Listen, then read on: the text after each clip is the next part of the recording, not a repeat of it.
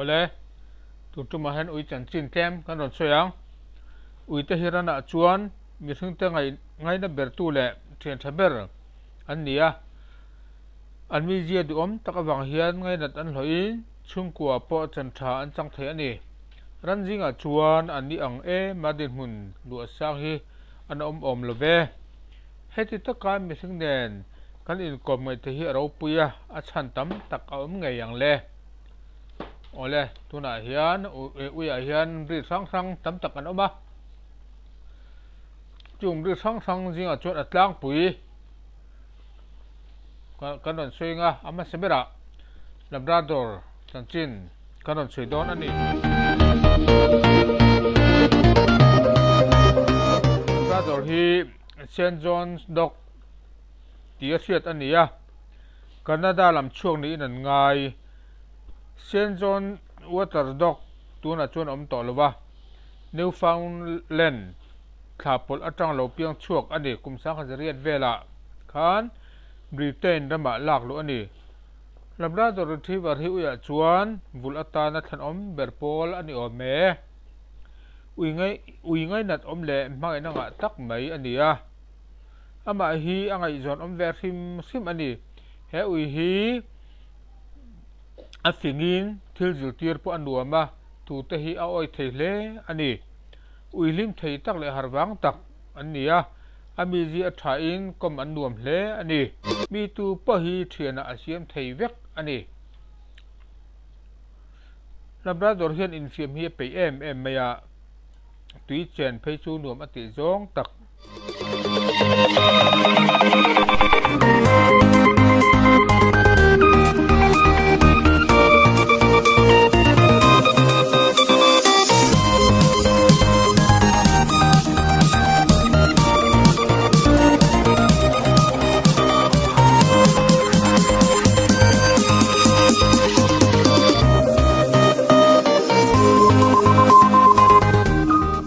le an mi je thatna hian lom a hlo pha le nge ni Khawvel ui lar ber pol an hialang ani tu te tan arin omin naupang chunga an thole ya ui le ran vul dang la ka po hian an thae le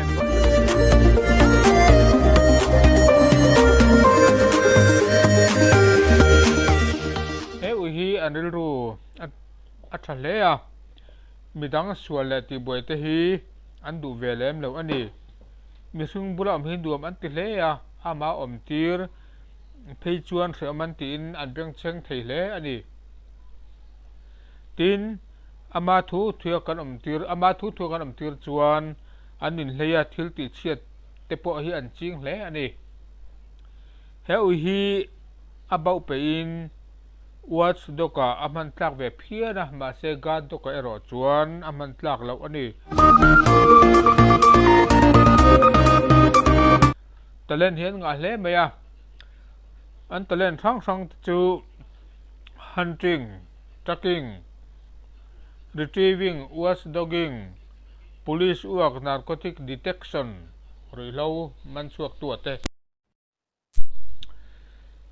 guide dog ate service dog search and rescue chan chuan na thok tu ate tin to lai lian nuk ang chi ate an manga tin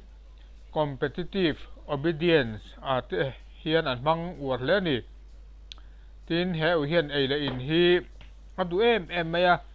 exercise alak that lo phei chuanin an thau thei hle nge ni chu wangin an ei in te po hi du tok chin dors nei sak deuh te po hi an tul hial ani chuan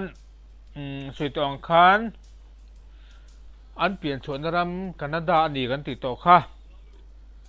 an ri zong hi ke somni panga atanga somthum pali thleng an ni theya tin an san zong hi in chi somni pakhat atanga somni pali an ni thei ani tin an dam hun chung hi kumsom atang kumsom pani ni in no an nei thei za thi pasari atang pariat hi an tlang pui ni tin an manna tlang pui langsar zual tak chu sport le sars dok atan hian man lar ber an ni ome ole kha Labrador retriever Chanchin atlang pui chu ania lo vul ve chin te le inun atilim ve nge yang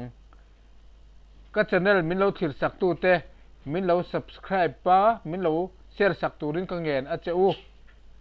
uilam tuimi te tan ri dang Chanchin te le thil dang munam tak tak karon upload zel don ilo thir zel don nia